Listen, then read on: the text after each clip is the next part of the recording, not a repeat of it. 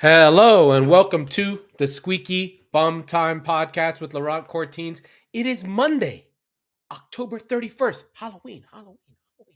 In this episode, we will discuss Leeds United massive game versus Liverpool, Potter getting out Pottered at Chelsea, and the rest of the Premier League match week 14. But first, we got to do the scores. First up, Leicester 0, Manchester City 1. This was a KDB masterclass. City always have problems with Leicester, but they pull this one out. They sat deep and gave City a problem in the last 15 minutes. Classic games, classic goals happen when City play Leicester. I think of Vincent Kompany. Bournemouth 2, Tottenham 3. Spurs get off the mat. They're down 2 on two-headed goals by the giant that is from Wales. And they're down 2, but Tottenham rally back on set pieces of their own to get the job done. Amazing stuff. Spurs really needed that. Brentford 1, Wolves 1. Less talked about this game, the better. The only thing here was Diego Costa was sent off for a headbutt. He probably did that a million times before VAR showed up, and nobody knew. And then the shock result of the weekend. Potter gets out Potters by his own pottery. Brighton 4, Chelsea 1. This was a battering. Brighton were fantastic. Incredible stuff. Chelsea did not score a goal late, but never really were in this game. It was not great for them. Crystal Palace 1, Southampton 0. Newcastle continue their assault on the top 4, defeating Aston Villa 4-0. And Fulham and Everton play a 0-0. We don't know how it was 0-0. I think Fulham took 25 shots. Mitrovic with 10 on his own. And then the final big shock of the day was Leeds defeating Liverpool 1-0. And a final result Sunday late was Manchester United 1, West Ham 0. Those are your scores. But first, we have got to go to Leeds 2, Liverpool 1. Liverpool. What are we going to do with you, Liverpool? First, let's quickly go to the scoring here. Rodrigo scores in the first minute on a terrible blind pass from Gomez. Lots of mistakes. Alisson's in the wrong place. Gomez is making a pass. Rodrigo just picks it up and slots it home. Just a giant error. And Liverpool have now given up the first goal in a game for the 8th time in 12 games. So they're already automatically up 1. Then Salah scores one in the 14th minute. You think Liverpool at home? No problem. Not a thing. Cross comes in from Robertson in the middle of the goal. Sounds good to me. So the game sits at 1-1 for what seems like ever. Sure, Millier's made some saves, but they were not great shots from Liverpool. XG says the same thing. XG is 1.8 for Liverpool to 1.7 for Leeds. So this was a draw, and it was very draw-ish. The shots do come from Liverpool. They do have a lot of it. They are doing a lot of work here, but Leeds are in this game and really pushing Liverpool hard. I would not say that Leeds did not get their money's worth. They got 14 shots of their own, 6 of their own on target. So it was not something crazy like that. Liverpool had the ball, and Manny, you can correct me on this. Manny's our resident Liverpool ennui dark lord. He's hurting inside every time I do one of these shows. I wouldn't say that Liverpool controlled this game at all. They were lacking control, and they were, while they had chances, and I don't think that it was weird. I just think that Leeds was just better. And the fact that Liverpool lost the game with both Fabinho and Thiago in the side is something new. I think Fabinho and Thiago had been together incredible. They had been bossing and controlling games like you wouldn't believe. And there is this attempt by Liverpool. They're trying to play new systems. There's a lot going on. And I think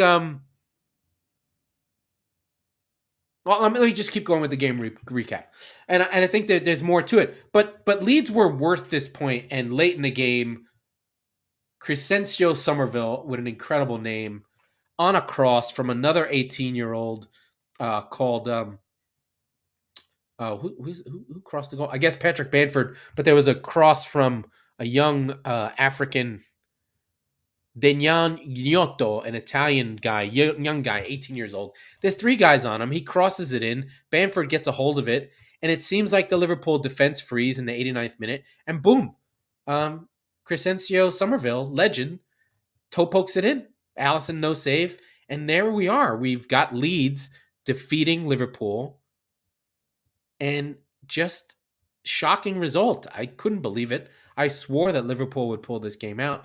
But I think the key thing for Liverpool is to really, and I don't think that this is a weird thing to say, but I think narrative wise, things are stuck in stone. Liverpool are a high pressing, attacking, swashbuckling team. I think that team's been gone for a long time. And it disappeared in the championship teams. They immediately knew they couldn't play like that anymore. And they could get up for it and do that kind of stuff in big games. But they hung on to a lot of games. And one of the things I remember a lot about Liverpool was how lucky they'd been. You know, you'd get this feeling like, how the fuck are they winning these games? And they would win. And as a City fan, you're like, we're better than them. But I think what's happened here is there's no there. Liverpool have no gear to get to. I know it's 18 months on or less than a year, 7 months away from, is this the greatest football team ever? They're going to win 4 trophies in a row. I get that team's there. But I think that version of Liverpool was almost a mirage. The damage or the weaknesses were already there. You could see them a little bit. Van Dijk has never been the same since the knee injury. Great, but not the same. Where he was from another planet and now he's just a regular defender. The addition of Thiago had a moment where it allowed Liverpool to control games in a different way than they had in the past. Liverpool fans will admit this. Diaz coming in completely revitalized the team. And I think undersold in this run here is Diaz not playing and being hurt is a big deal. He gave them the new Mane energy. And then I think Mane missing and components missing, and the old Liverpool is gone. It's not coming back. They have to become something else. You know, football is a weak link sport, and your weakest link has to be changed. But it's also a strong link sport in that, all the links in the chain are connected to each other is really where I want to go. If it's a weak link sport, you know, you can't really function if one of the players can't make the simple pass, or when you need him to get out of trouble, he gets out of trouble. And not having Mane and the roles changing changes the team itself. It can't be what it was. They're finding ways to play. And I think we're seeing that with Klopp. He's frustrated. He's trying to find ways. He's tweaking systems. He's got Salah in the middle. He's got him out wide. He's trying to work Elliott in. He's trying things. He's got Nunez. He's not flailing. He's doing what you're supposed to do, which is try and push your team to another place. And I think Liverpool will get there. They're too good. He's too good of a coach. You know, they may finish 8th or 7th or something, but there's going to be moments this season where we see it and something clicks again. But I think he's searching. And I think Liverpool fans are searching. And I think there's a moment of hurt, and it's frustrating. And I know what that's like. City had this in the 18-19 season, when they lost early to Norwich City 3-2, and Fernandinho played defense the whole time. He scored 105 goals, only gave up 32, but somehow lost 9 games. It's just disjointed. Something's missing. And that's when we needed to get Diaz, and City changed its identity, went away from 4-1-4-1 and started packing players in deeper, back to the 4-3-3 without being so attacking, with more defensive sort of chops. So that's where I think Liverpool are. They're in a searching season, and it's going to be tough. On the Leeds side of things, God, for American soccer, for my fans who are not in the U.S., Jesse Marsh, this was a huge deal for American football. Without this game, it may have set U.S. coaches back.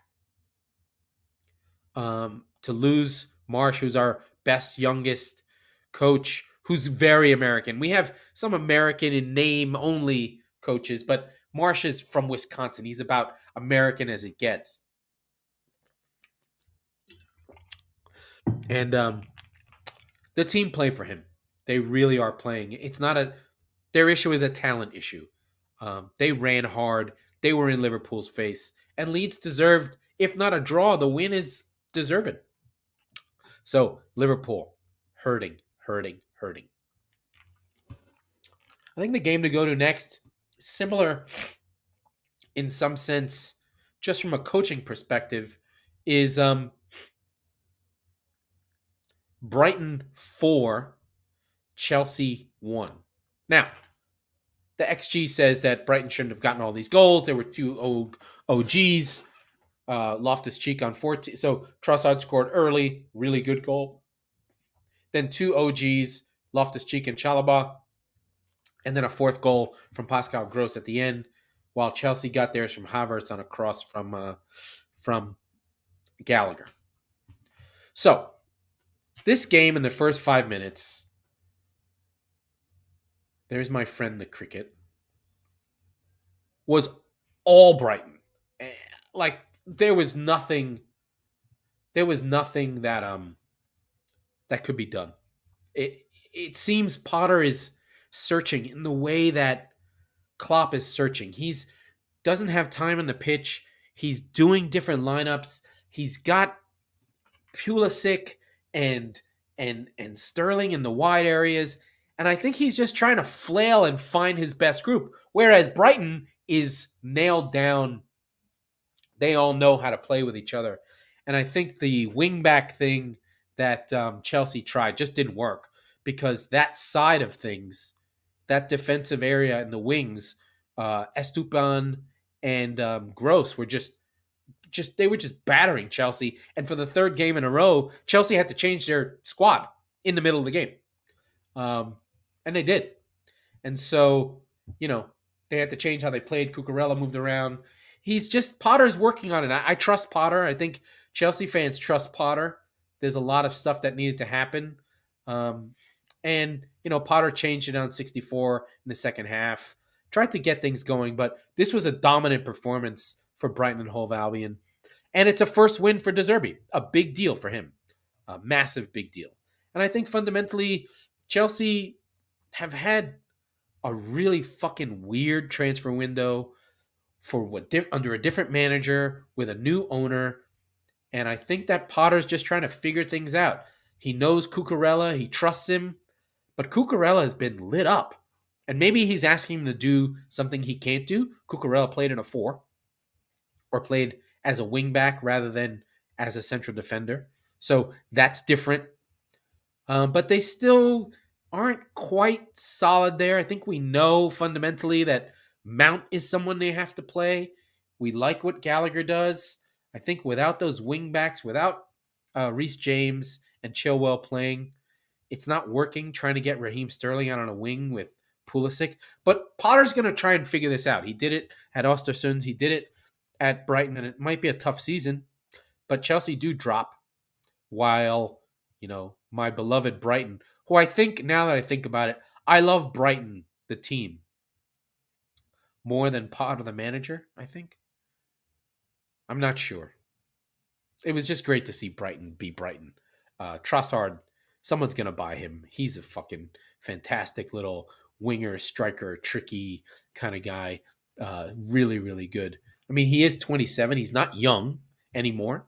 So He's to go to a mature team. Maybe a type of player that could go to Arsenal at the window and be like a come off the bench guy if he can get a chance to win the league, something like that. Or a creative player for Man United or something along those lines. I feel like he could fit into those teams. Maybe he'll go to Chelsea with Potter again, but we'll see there. Next up, I think we'll check on City. City had a tough game, but not anything to write home about. No Haaland in that game. Leicester were very defensive, played the 5-4-1. City just held on to the ball and held on to the ball and held on to the ball and just eventually wore Leicester down. It was not a good City performance at all.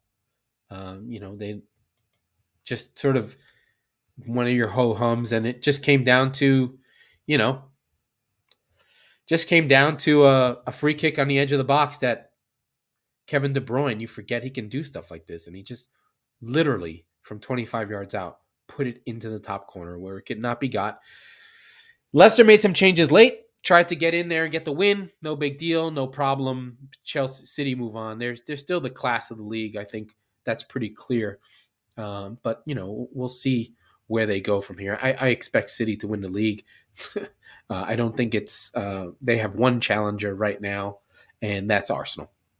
Arsenal coming at home, just really trash Nottingham Forest. And they were really good.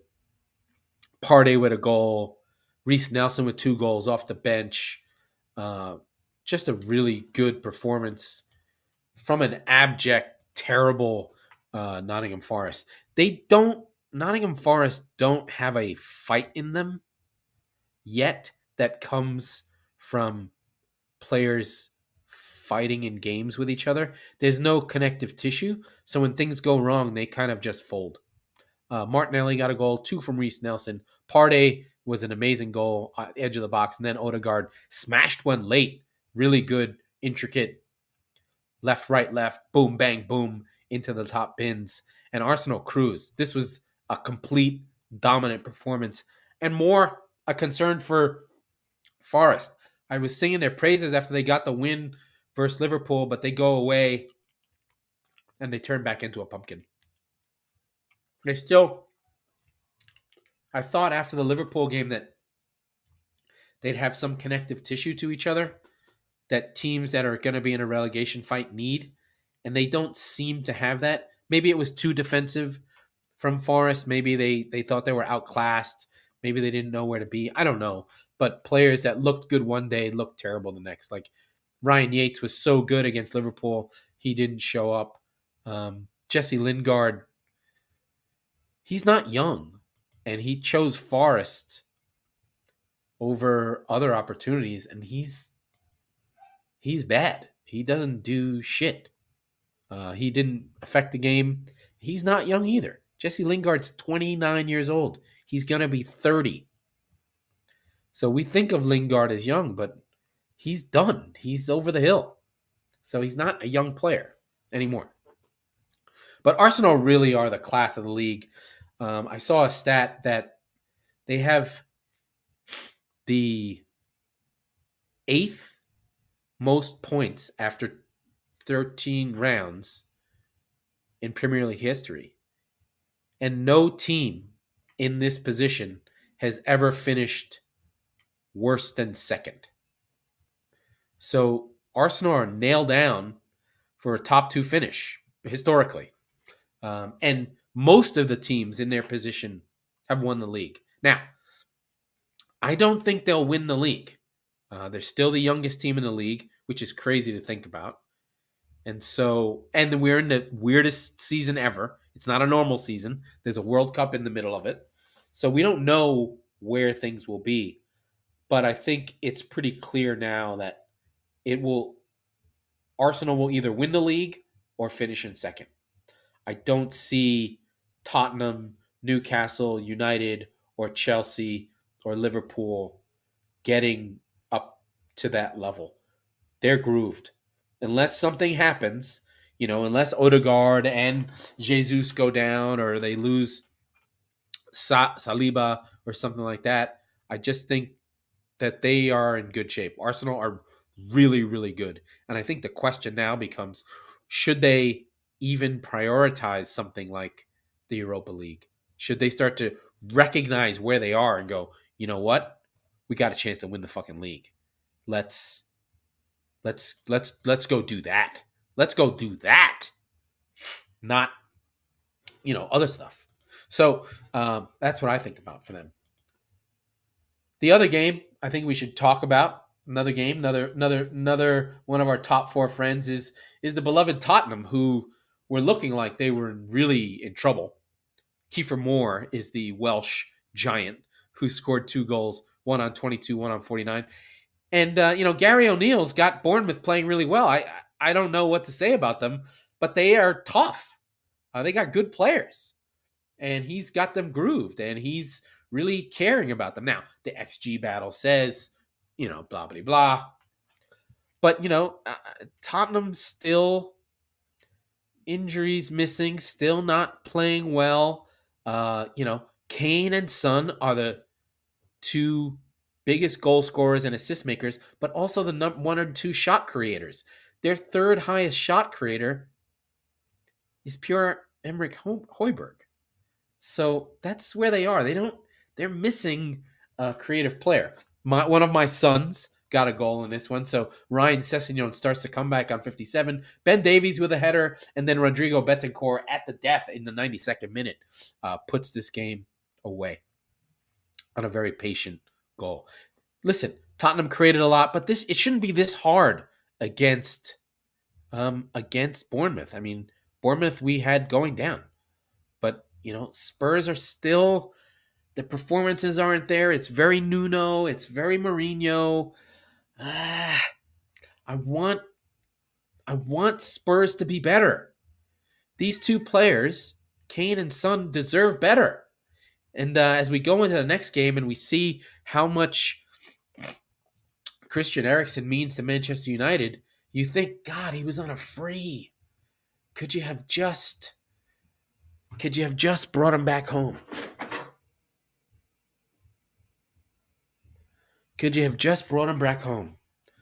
And you just see Eriksen pulling the strings for United, and you think, God, if he was just at Spurs still, where would Spurs be? Where would Spurs be? Where would Spurs be if they just still had our man still there? So a little bit of a crazy one there for Spurs. But, they keep on. They're there, as we like to say. But I don't think that they've got the horses to really challenge unless they can accept more risk and play to their strengths or get better defenders or something like that. Something's wrong. Anyway, their focus will be, honestly, I'm not really going to get into Champions League, but they have a game against Marseille that is a must not lose. Draw or win, and they're in the group stage. So, big game for Spurs. Maybe they had their eye on that instead. Now we do have to talk about our other friends in the top 6, our new friend, the Toon Army, the mighty and powerful Newcastle United, who just go at home, ho-hum. They smack around Villa. All the goals in the second half. Well, Callum Wilson got one on 45 plus 6 because Emi Martinez got hurt, did his knee, or got stepped on. Penalty takes it home. Callum Wilson again, Joe Linton, and then Almiron with another wonder crack of a goal. He is just on fire. I think he leads the team in goals now. I think he has 7. So Newcastle just rolling. Only 1 loss all season.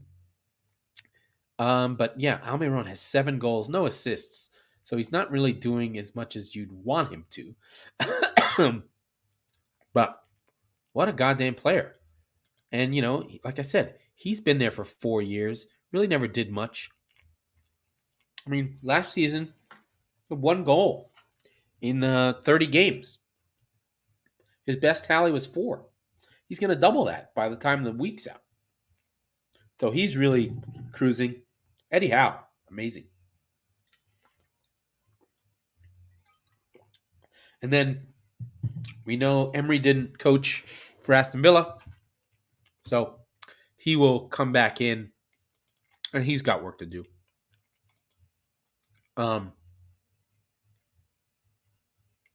They are not quite ready. They got that one game,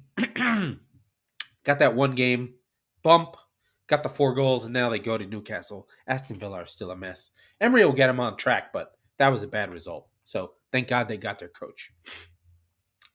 There's a couple other games that, we got Fulham and Brentford and all those teams. Brentford, I'm worried for at home. You'd expect them to win against Wolves, but they draw. So they're sort of sitting in 11th, sputtering a little bit. But the bottom half of the league is all really, really tight. And I don't think we know who's going down yet. You feel like Southampton will be in the mix. Leicester are still in the relegation zone. I don't think they'll get relegated. Bournemouth will probably slip into it eventually. They're on 13. Leeds will probably have to fight into it, but I still don't know. There's still only 4 points between the bottom and the top, so it's all really, really close together. So we'll see where that is, and then Fulham, I have no fear. They completely battered Everton, but somehow just didn't get the goal they needed. They took billions of shots, 24 shots, just couldn't get anything on target. And Pickford made amazing saves. As he does, he tends to be Everton's best player. And again, Everton on the road just can't create anything. Just never do. They'll wait till they'll win their games at home. Anyway, my throat's going. I'm getting tired. We have a Champions League Tuesdays and Wednesdays. One game that you have to pay attention to. It's Spurs group. Their game versus Marseille is a must win. Check it out. It's on Paramount Plus. I don't get a plug for that. Tomorrow, it's my basketball draft. I'll let people know how that goes. But that was the Squeaky Bum Time Podcast with Mike and with not Mike and Laurent. We are members of the Chop Sports Network. We record on Tuesdays and Fridays, so be sure to subscribe wherever you get your podcasts so you never miss an episode. And FanHub, we love you. Our friends in the UK will listen to you and hear from you soon. And if you're listening on Apple, please rate and review the show. It makes a huge, huge difference. Also, if you're on YouTube, like and subscribe. If you're on Twitch, like and subscribe. So, speak to you soon.